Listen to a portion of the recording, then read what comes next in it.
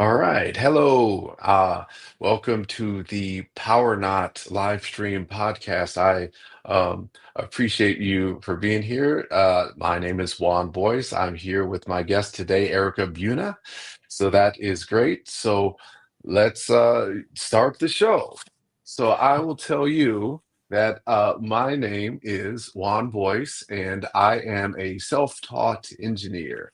I have been writing code since before I was 11 years old, and I actually learned how to write programs before I learned how to ride a bike. And now, today, I am an engineering leader, and leadership takes um, structure and technique, just like tying a perfect bow tie. So let's get some housekeeping things out of the way. This is a live stream, so if you'll put some comments in the chat, if you have any questions, then I will be able to see them right here and we'll be able to respond to them live. So that's exciting. So without further ado, let me introduce my guest today is Erika Bjune, a sought after leadership coach, former tech executive, and founder of both SparkShift Coasting and Transformatic. Erica has held executive titles across the org chart, CEO, CTO, CIO, and more, and she brings that firsthand experience to her work, helping leaders grow with clarity, courage, and purpose. Over the last 15 plus years, she's led high performing teams, coached rising and senior leaders alike, and guided organizations through deep transformation using agile principles and people positive practices. She holds certifications in agile coaching, product ownership and facilitation, and a master's degree in transformative leadership. Erica's writing has struck a chord with thousands of readers who are rethinking how we work, and she's currently working on a book about building healthier, more human organizations. For a long time, I saw myself strictly as an individual contributor, and I didn't think of myself as a leader because I didn't have the title. But the truth is, I've been leading. Erica helped me see that leadership isn't about what's on your business card. It's about how you show up, how you collaborate, and how you make things better. If you've ever felt that tension between being great at your craft and being unsure if you belong in leadership, this conversation is for you. So, thank you, Erica, for being here today. I appreciate it. So, first things first. Let's start with the tie. What tie did you bring here, and tell me the story if there is one. Yeah, sure. So I chose a deep purple and black paisley tie. It actually Nice. wasn't my first choice, but it turns out it's not that easy to find a self-tying bow tie in any kind of short timeline. So I actually ordered a different one with butterflies on it because I really like the symbol of butterflies. There's one behind me because it symbolizes transformation. And that's what I really wanted the bow tie to represent because, it kind of looks like a butterfly when you tie it too. So I Yes, didn't get the butterfly one, but I got this beautiful paisley purpley thing. that's nice. Well, it definitely does look like a butterfly. You've got your wings, so that the paisley pattern. Well, I don't know, or definitely reminds me of a butterfly's wing. So that's a great thing here. And well, let me show you what my tie is floral. Ooh. And the story behind this tie, because there's always a story, is I bought the tie to match these shoes right here. Wow. Oh my gosh. So Amazing. that's great. So let's go ahead and start. So let's start with SparkShift. What made you launch this new coaching venture, and how does it build on the work that you are doing with Transformatic? Hmm.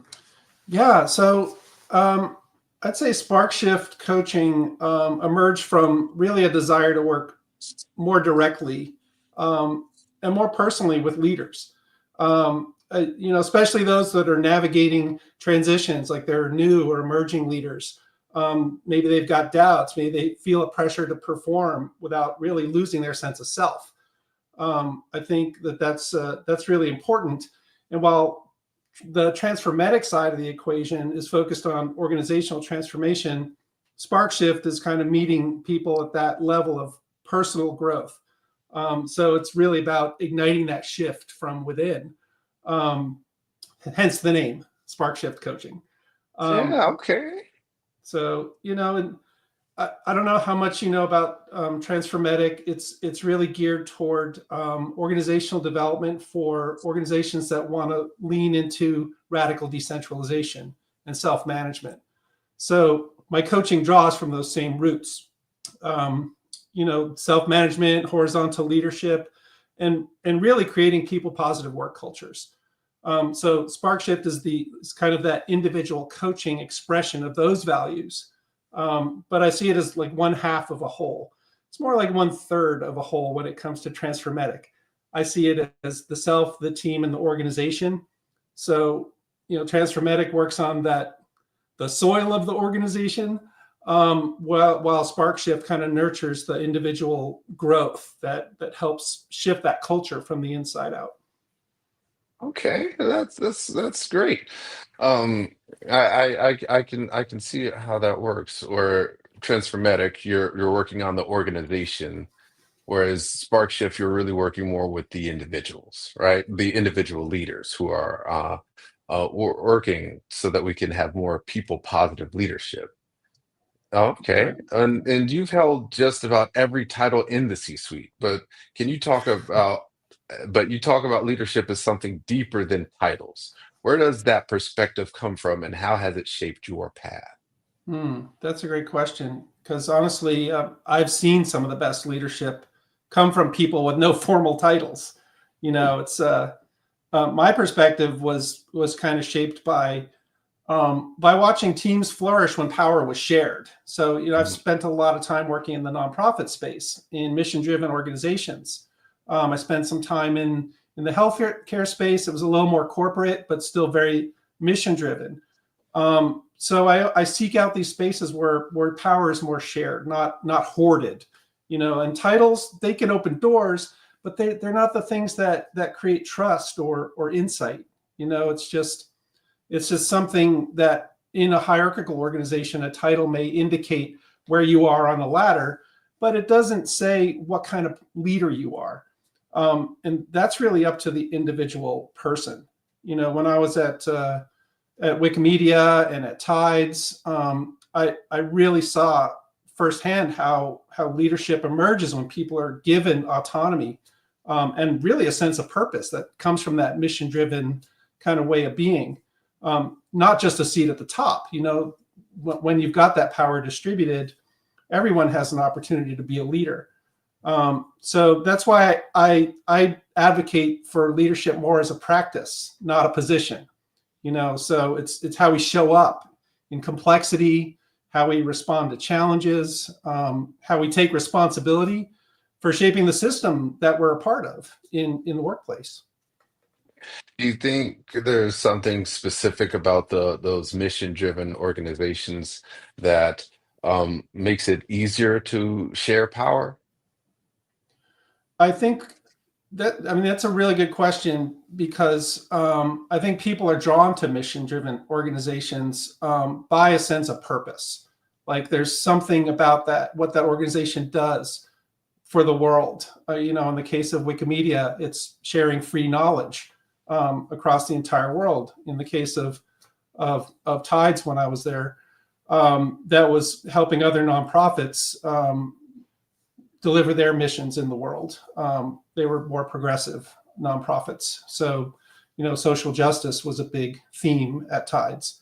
So when you've got people who are passionate about those kinds of themes and those kinds of missions, I think that they're much more willing to take on the mantle of autonomy and embrace the power and responsibility that comes with delivering such a mission. So you don't see that so much in the corporate environments where money is more the thing that drives people than mission. Not to say that people in corporate environments don't have a sense of purpose, but I think that it is that sense of purpose that strengthens a mission driven organization and the ability to share power in it. Okay, yeah, that makes sense. So it's really that sense of purpose that perhaps drives that leadership capacity, right? I think it's a big part of it. I mean, the other thing about mission-driven organizations, in my experience, is that people tend to respect each other a lot more, and Mm. support each other a lot more, and they build cultures where that sense of purpose is really something that's shared across the organization. So it's not just an individual sense of purpose; it's an organizational sense of purpose, and people are there to support that, and they feel that sense of purpose themselves. If Mm. you're in an organization where the leadership is kind of driven by top-down mandates to maximize profits, um, their sense of purpose might revolve around making the best widget, or being the best sales group in the organization, um, not necessarily delivering something that's more eudaimonic, that's going to help humanity flourish in some way. And different people down the ladder in a hierarchical organization may be there for different reasons. A lot of people in those organizations are there to collect a paycheck. And their sense of purpose lives outside the organization. So if they're not bringing that to work with them, and their leaders aren't really modeling that for them, you have a very, very different kind of culture that doesn't nurture a sense of purpose in the first place. So I think it that sense of purpose as a leader is important from an individual perspective, but it's also important from a cultural perspective, and it helps everybody lift each other up. Yeah. And it sounds like what you're trying to do is you're trying to bring that culture that you often find in a mission-driven organization into profit oriented organizations, right? Yeah, kind of differentiate it by there's the mission driven versus profit driven, but there's also the more like the leadership level of things. So profit driven organizations tend to be more hierarchical, whereas mission driven organizations usually have a hierarchy, but they're more democratic in nature when it comes to leadership. They tend to spread their power a little bit more. Hierarchical organizations hoard their power in titles and in levels.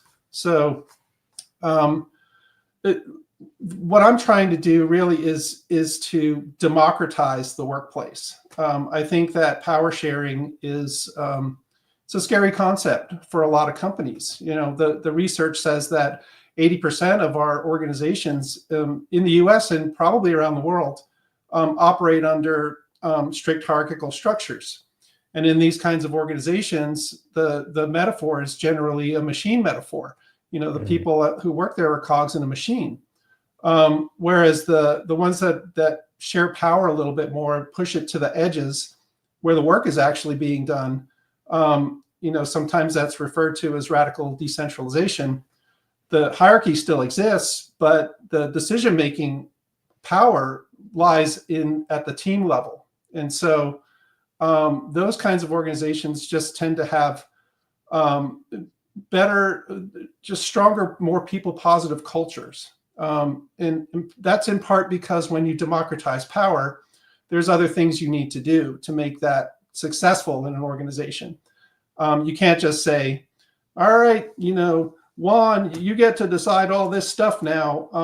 We're going to back off and give you all this decision making power. And you go, hey, yeah, I feel responsible now. But then in reality, you still have to work with other people. You have to work with clients. There have to be, systems of accountability put in place for this kind of way of operating. So part of what I do at Transformatic is talk about the kinds of operating systems that organizations need to have in order to really democratize them. And when you do that, you're clarifying roles, you're clarifying accountabilities, you're setting up ways for your peers to hold each other accountable rather than being under the kind of performance rubrics of a hierarchical organization that give you a 360 performance review once a year and tell you whether you've done a good job or not. In in a more democratized organization, I would flip that script, and instead of looking at performance improvement, you're looking at basically what are the things that help you succeed? Are those structures in place? Is my role clear? Do I have the authority to even make decisions that will help me be successful in my role? Like, there's just a lot of questions that need to be answered when you're moving to that structure. But I think it's also a more natural human way of being. When you're not at work, what do you do with your time and your power? You make your own decisions. You spend time on the things that are important to you. Why can't we do that at work? Yeah. Oh, you introduced a powerful reflection prompt in one of your posts. What is leadership asking of me right now? How do your clients respond when you pose that question? um, it usually stops them pretty quick in their tracks, actually, but in a good way. That question, it's the kind of question that invites them out to get out of that performance mode. That and more into presence. It's a shift from what should I be doing to who am I being, and that's an important question when you're really reflecting on your own leadership. I use it when clients are kind of caught in a loop. Maybe they're overwhelmed, or they're feeling a sense of urgency, or maybe sometimes it's even dealing with like imposter syndrome. It really helps them return to that sense of purpose, to clarity and the ability to choose. It's just because everybody has that ability. If you just slow down, sometimes leadership is asking for boldness. At Wikimedia, we had a mantra of be bold. And sometimes it asks for listening, just actively sitting and being curious. Sometimes it asks for letting go, and not, having that need to control things. But that question, it helps to surface what's like really needed in the current moment. Okay.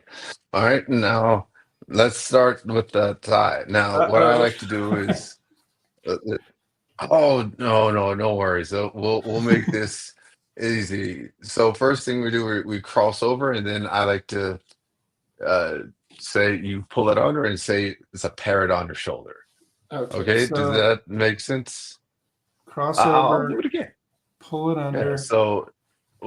Um, so you have one slightly over. This is my dominant hand, so this one's a little shorter, and I just bring it over, and slide it under, and boom, parrot over my shoulder. So then I just have this, and just where the it starts to get bigger, that's it. And that's step one. And we'll leave it there until we get to step Okay. two. That's perfect. That's perfect. That's perfect.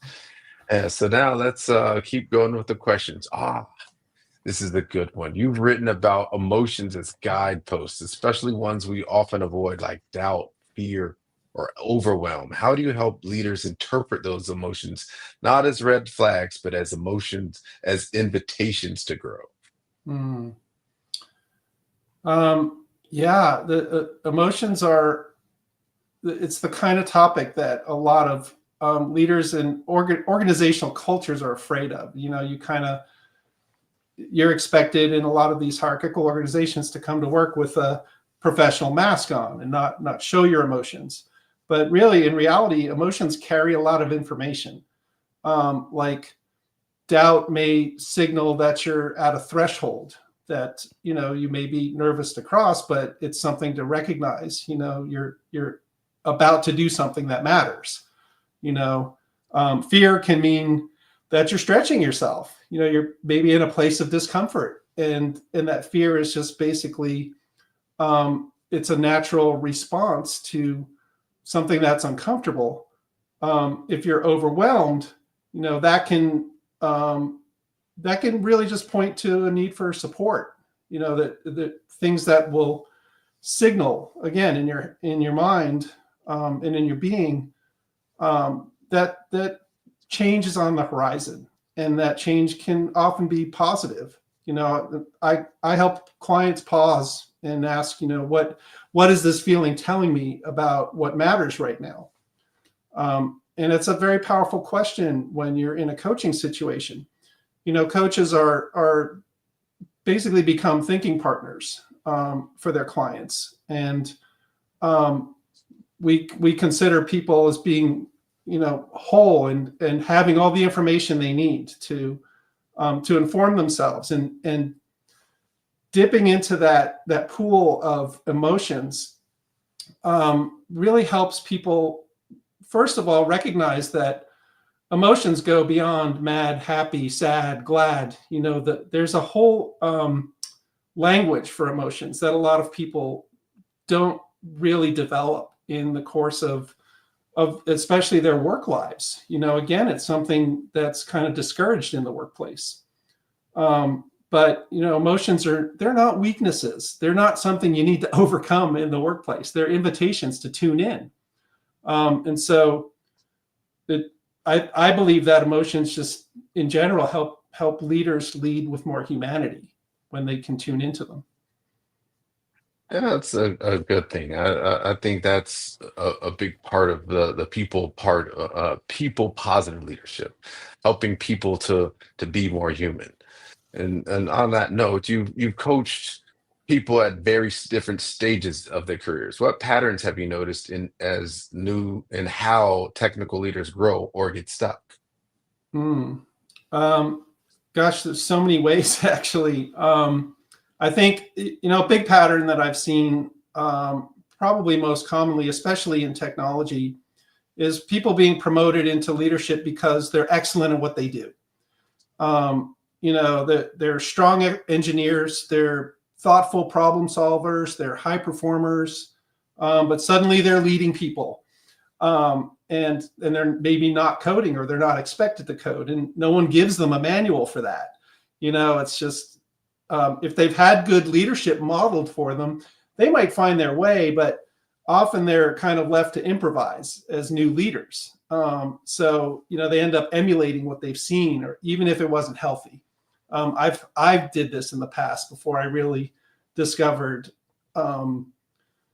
what leadership really means. When I first became a leader, I emulated what I'd seen as leadership. I became a boss. I thought I needed to direct people and really be specific about what they needed to do. And if they weren't doing it right, I would step in and say, "Oh, I'll just take care of this," and fall back into being that individual contributor that I was good at. It was very natural. This was before I went through my master's program for transformative leadership. But over time, I think that even if people are emulating the bosses that they have, they might become overly directive. They might fall into that boss mode, or stay too close to the work they used to do. But I also see a lot of early leaders trying to keep the same kind of friendships that they had when they were peers. That's not inherently bad, but in traditional hierarchies, it can create confusion or tension. It's just, especially around accountability and decision making. So one of the big shifts is really moving from being the go-to person to being the enabler of others. And so, that requires kind of developing a new identity, a new mindset, a new internal story about what it means to be of value, to be valuable in the organization. Because your value before was maybe delivering these things. Now you're needing to enable people. And that's where people often get stuck. Perfectionism, isolation, over responsibility. They're some of the common traps. Like, if I don't have the answers, I'm failing. Or if I ask for help, I'll look weak.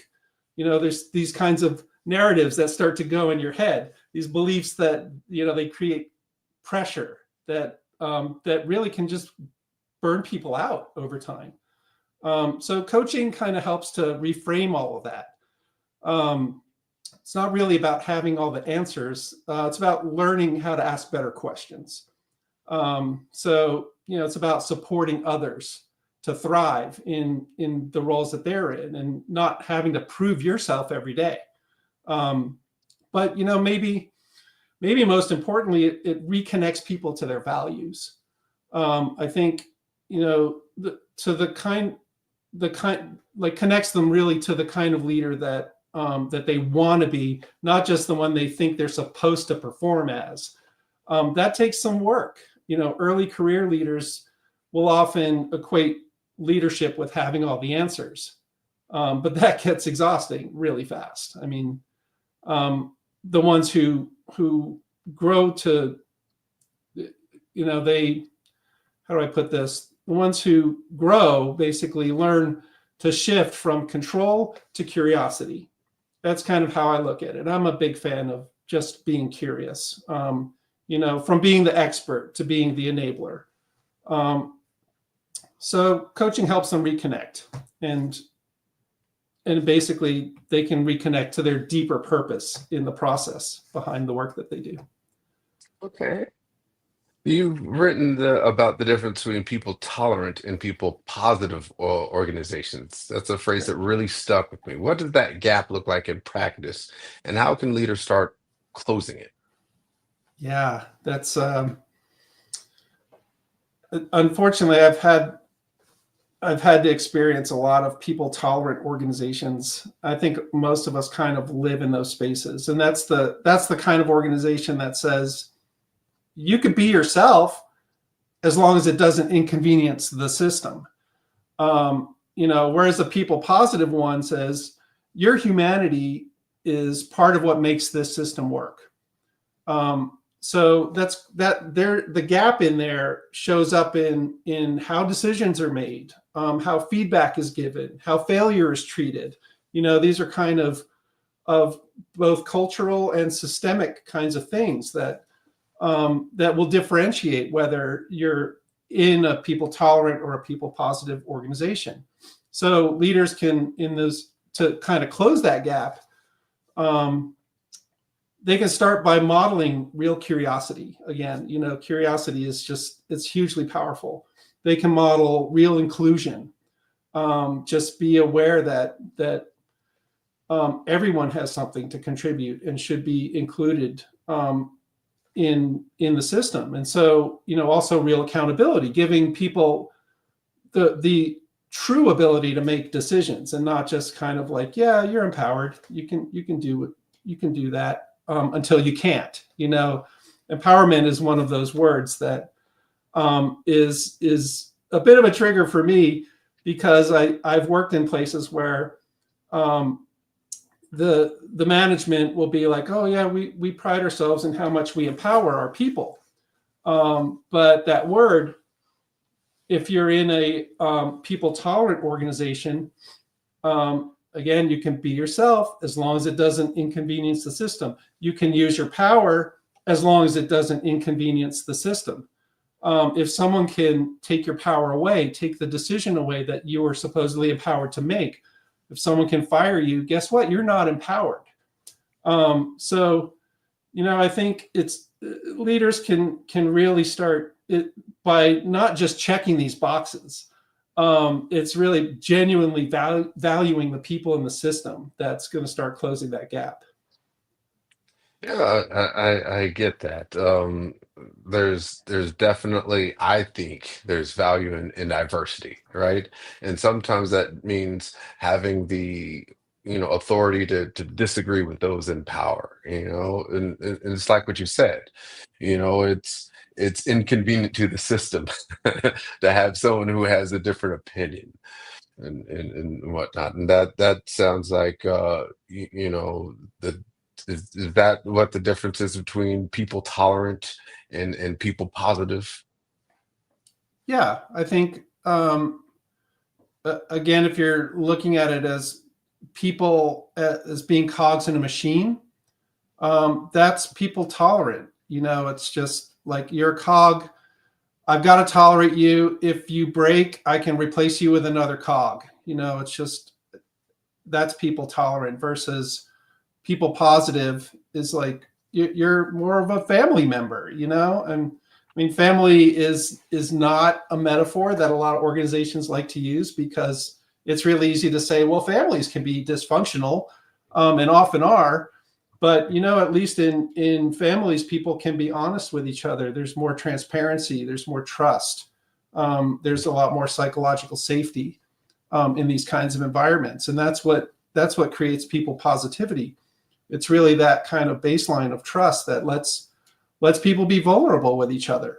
It gets back to the emotions question. Like, if I can't be vulnerable, if I have to wear that professional mask, I'm shutting off my ability to even be human with you. Yeah. So, how can you have human oriented environments if you can't even have, exercise the courage to be vulnerable? So there is a big difference between those two.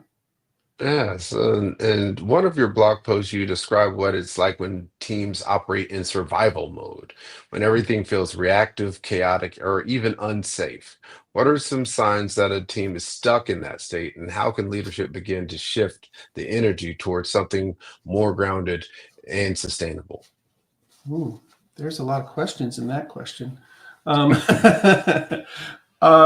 yeah. So when a team is stuck in survival mode, I think you can really feel it. Actually, everything's always urgent. Everything's reactive. There's no space to reflect, let alone improve on anything. There's you'll see. I think some of the signs would be like decision paralysis, constant firefighting, tensions that maybe aren't spoken, but you can tell they're there, and probably low engagement from the team members. People will stop bringing up concerns or ideas. They just don't have the energy to do it. They shrink back. They not because they don't care. I think people can still care very much in these kinds of survival modes, but because they're in self-protection mode. It's just they don't feel safe to challenge the status quo or even take creative risks anymore. But here's the thing: it's not always a people issue either. I think sometimes this is probably more often the case in my experience. Sometimes it's a systems issue. So I've seen really highly capable, really committed teams that are stuck in survival mode, simply because they never had the time or support to put good systems in place. Like, they don't have shared practices for prioritization, for instance. Maybe their roles are fuzzy. Maybe their responsibilities are scattered, like everyone does everything. Communication is all like hallway conversations or urgent slacks. There's just no shared rhythm for checking in and adjusting or learning, like retrospecting. So one of the things that I do, I call it the adaptive teaming approach, is to climb that ladder from reactive to responsive, and then go from responsive to proactive. I think a lot of teams, especially in like the tech and product realms, want to get to that level where they're innovating together. Reaching that level of innovation requires climbing this ladder, because that level brings you to that kind of clarity, that kind of trust and psychological safety that allows you to kind of step back from that chaos that survival mode engenders in your teams. I think that really starts with just slowing things down. It seems maybe counterintuitive sometimes, but just creating enough of a slowdown to pause and to ask some simple questions, like what's working, what's not working, what's missing. And sometimes even who decides, who's making the decisions. So adaptive teams, they don't just collaborate, they adapt together. That means building in lightweight systems, for instance, that support transparency, or clarity, or shared ownership. I think like the agile methodologies really lend a lot of this kind of capability to teams when they adopt them. I think when that happens, the whole energy of the team shifts. And yeah, leadership has to model that shift. I think, that's where leadership comes in. They have to buy into it for one thing, and then they have to model it. One of the most radical things a leader can do in a chaotic system is basically say, let's pause, let's slow down, let's reflect, let's get intentional again. So I think that's how you stop surviving and start growing. So I think one of the most radical things a leader can do is ask, what's actually going on here, and then really listen to the answer, not try to fix it, but really listen with curiosity. Yes, listen to learn, not listen to fix. That's right. Yes, all right. So let's go ahead and continue the time. What I like to do is find like the fattest part of that bow, and then I'll fold right over, and right here and it should cross right here in the middle, and uh then you pull the parrot off your shoulder, and now you have an elephant. So you've got your elephant ears and your elephant trunk. Okay. Right. And then that'll be step two. And then just to keep things nice and awkward, we'll just hold it for here until we get to step Oh, three. Next okay. question. You've used terms like extractive and evolutionary to describe different kinds of organizations. For listeners who haven't heard those before, what do they mean and how can leaders start moving towards something more regenerative? Hmm. Yeah. Well, I have written about that. And extractive organizations are ones that treat people like resources, again, like cogs in a machine, inputs to be optimized. Whereas evolutionary organizations treat people more like stewards, like we're in this together. They treat contributors with agency, and insight, and people have a sense of purpose in evolutionary organizations. It's that shifting from that extractive to that evolutionary really starts with recognizing how we work matters as much as what we deliver. So, there's such a focus on the extractive realm to deliver things. We want to extract your labor, we want to extract the resources, we want to extract time and money, whatever it is that will help us deliver on our mission and vision as an organization. It's all in service to the shareholders. That's what extractive is to me. Whereas evolutionary is more in service to the stakeholders, and the stakeholders are a much broader set of people. They include the people who work in your organization. They include the customers that you serve. It again treats people like everybody has an opportunity to contribute in an evolutionary organization one way or another. So you have to value things like feedback and really listen and be able to act on that feedback to make positive change. So when you think about it from a regenerative sense, regenerative leadership basically asks, are we leaving this system or this team or this person stronger than we found it? So that's really the kind of the crux of what I would consider regenerative. And that goes really well with the notion of evolutionary organizations. Does that answer the question? Yeah, of course. Yeah. So let's go ahead and pull on these elephant's ears here, and then I'll pull on the elephant's trunk.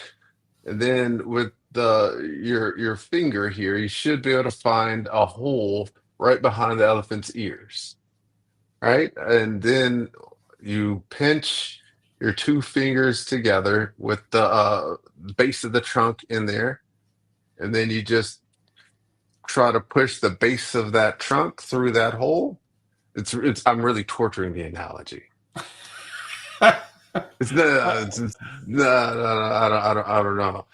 but once you able to pull that base through the trunk, just try to straighten out that loop that you've created. So there's a loop, and I'll straighten it out with my finger, and then boom, you open it up like a butterfly, and then oh, look at that, that worked ish. Almost. Uh, I don't think I got it. Uh, It kind of fell apart. It kind of fell apart. Hold on. that's Let the me see. tricky part. We'll So, try again after the next question, I okay. suppose. You've used a garden metaphor to describe healthy teams. What does it look like when an organization is functioning like that garden, and how do you help cultivate it? My favorite metaphor. Um, and I actually have a huge garden.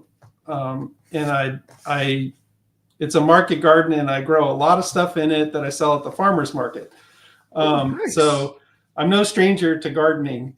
But when I talk about teams like gardens, I'm really not just trying to be poetic. It's a systems perspective, because like a healthy garden, it's not just a random collection of plants.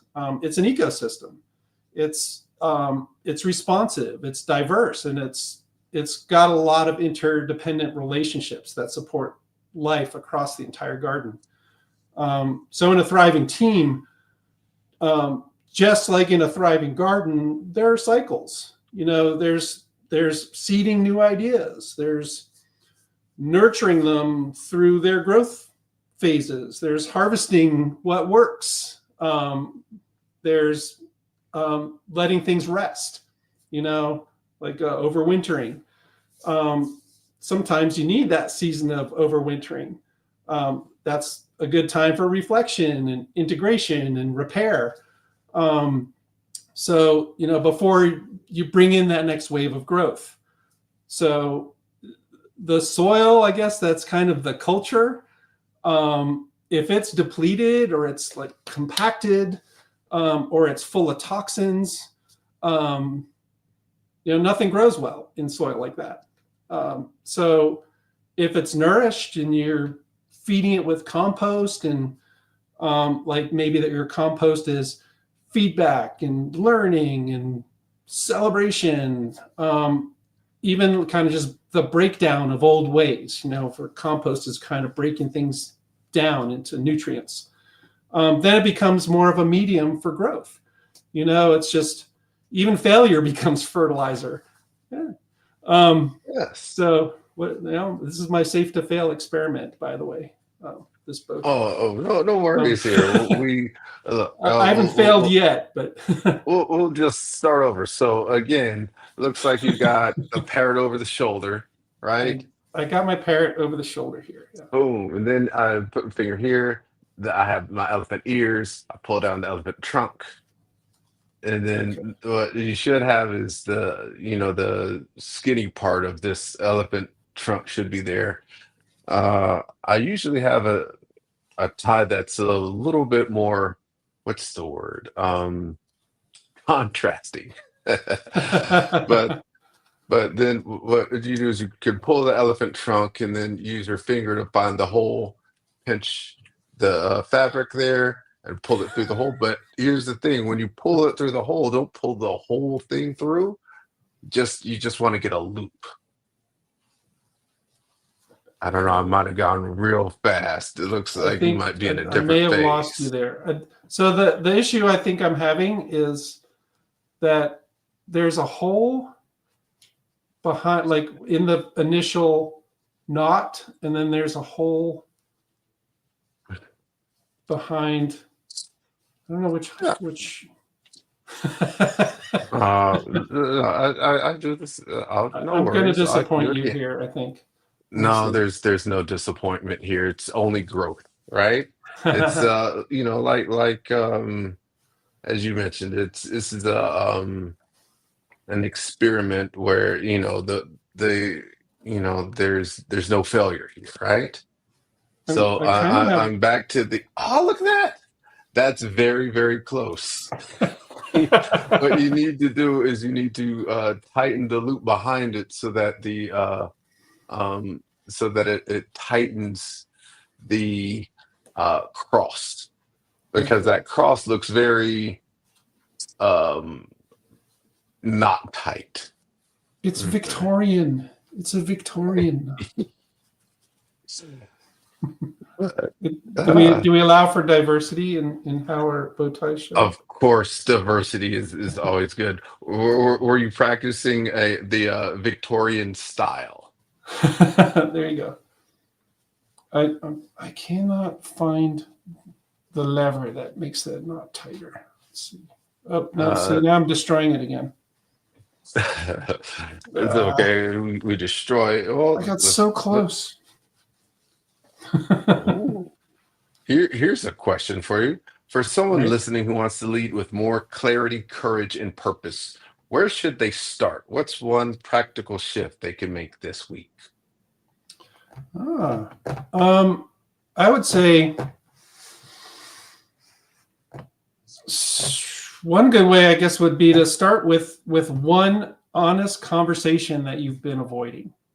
Ooh. Um, I think we all kind of have those moments where we're trying to avoid a particular topic with someone. Just bring it out in the open, have an honest conversation. Or, if you want, if that's too confrontational, maybe just kind of carve out 10 minutes of reflection for yourself each day and ask yourself, what's really important to me right now? Who do I want to be in this moment? Like those kinds of questions, those self-reflection questions will create clarity in your own mind about where maybe you want to be exercising courage. I mean, courage doesn't have to be grand. It doesn't have to be some big display. It can look just like being present for someone, just courage can look like presence. It can look like listening more deeply. It can look like letting go of the need to have all the answers, because I think leadership lives in those small moments, and those moments add up. That makes sense. I've heard that the conversations that we're most wanting to avoid are the ones that we most need to have. Um, because that's the thing. The courage isn't the absence of fear. It's feeling the fear, acknowledging the fear, and doing it anyway, right? And acting anyway. I mean, if you weren't afraid, it wouldn't be courage. It would just be, well, I don't know. That's something else. That's a habit. That's true.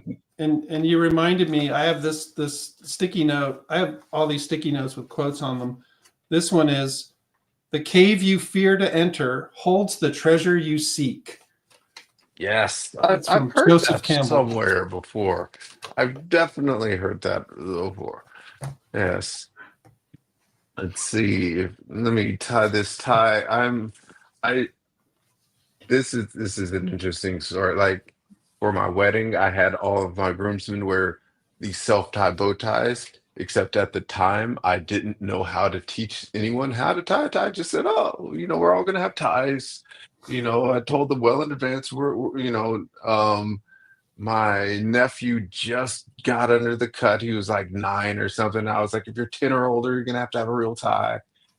And so he got a clip on because he was a child. But had we gotten this year instead of last year, he would have had to have had a real tie. And but the this particular technique with the parrot on her shoulder and the elephant and whatnot, that was from a YouTube video that we watched back in the groom suite.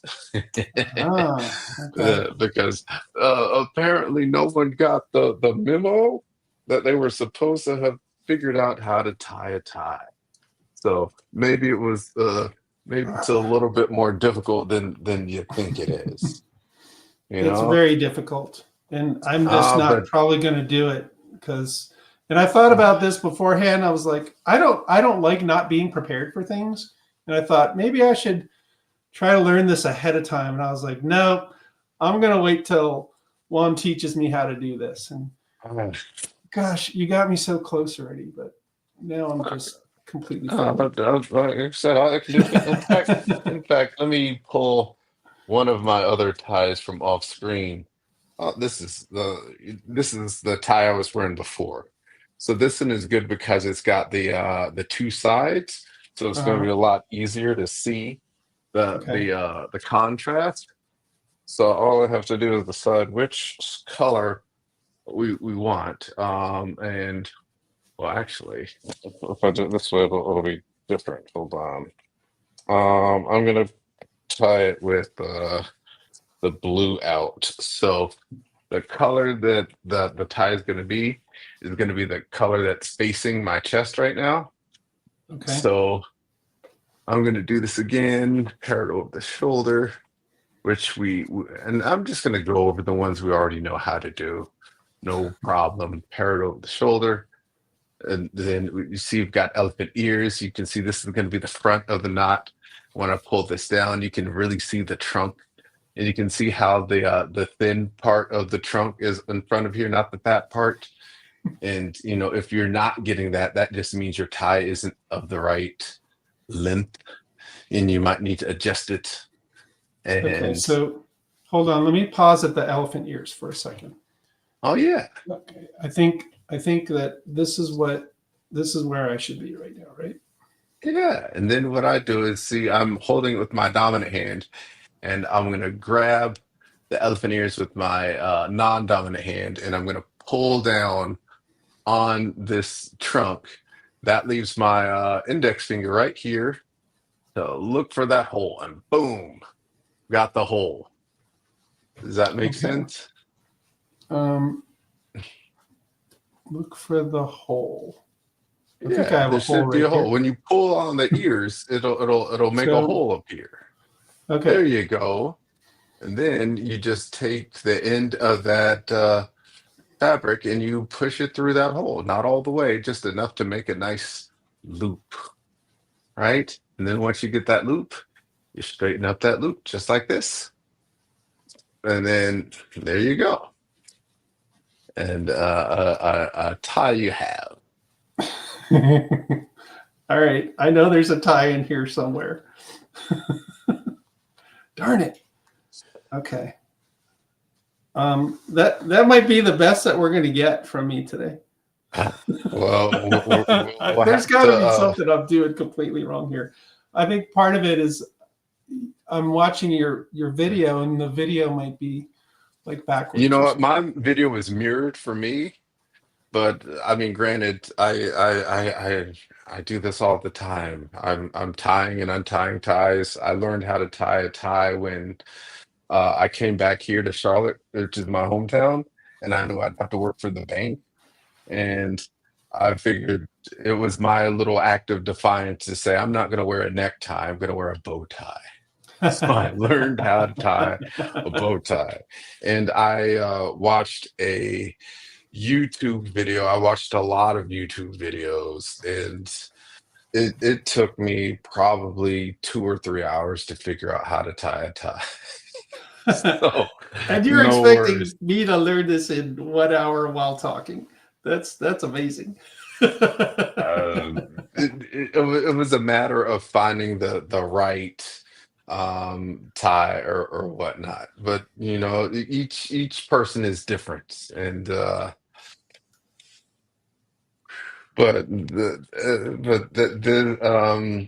I don't know. I will have to figure out a different way of describing it. I'll do that next week, and I'll look for some new videos, and I'll find it. We're up to the part where you get the elephant ears. That the elephant ears part is, I think, solid, but trying to find that hole, which is still here, by the way, you can see, Okay. is All that's right. where you plug in the loop, and you make sure that you pull in that back loop, and then you make sure you don't pull it all the way through. You just tug on it, and so it's halfway through, and then you pull on the loop, and it tightens this cross part. Okay. Then you have a nice tight tie.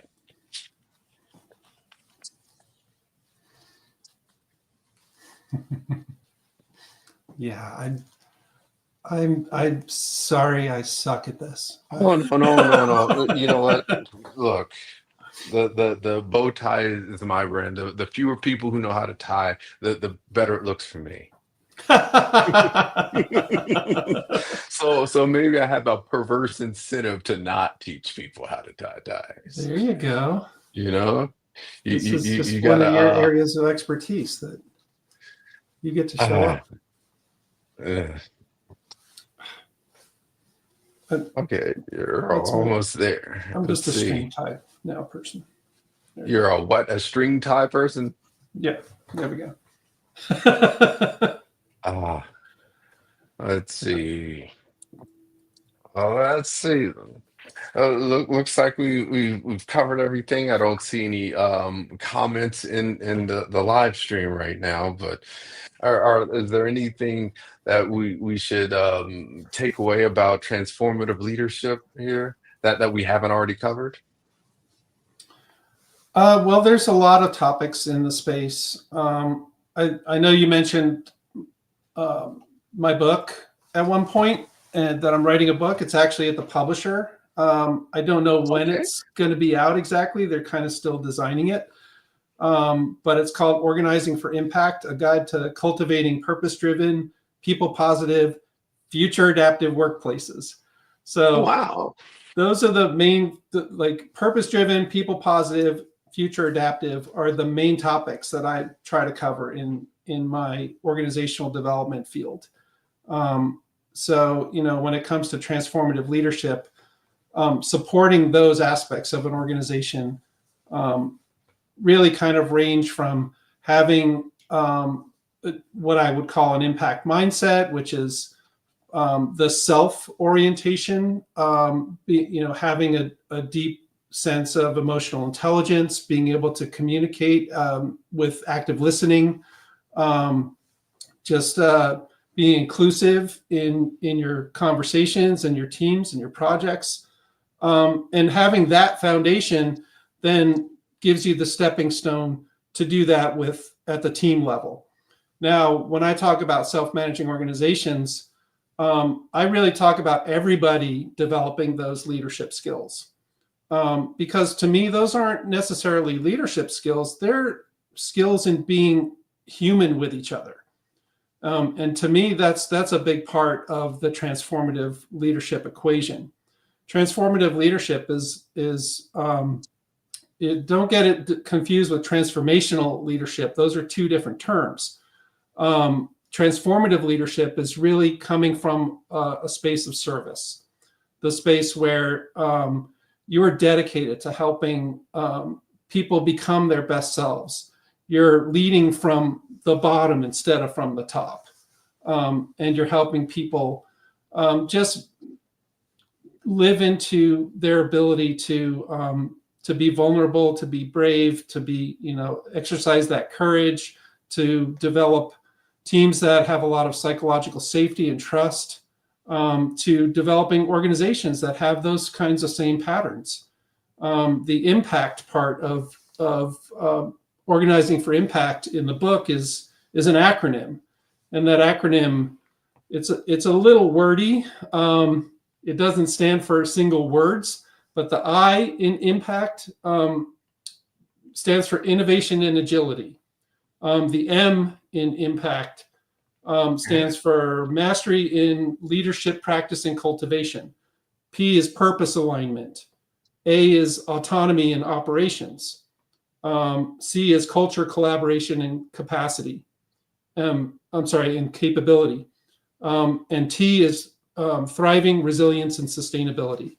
So they're very broad topics that together create kind of this model that helps to build operating systems and organizations that encourage adaptive teaming, but also the development of that impact mindset through leadership mastery.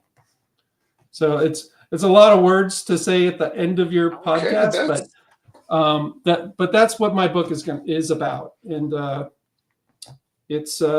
call it a guide. So it's got a lot of exercises and kind of it draws on a lot of research of organizations that already operate this way. So It's not something I'm making up.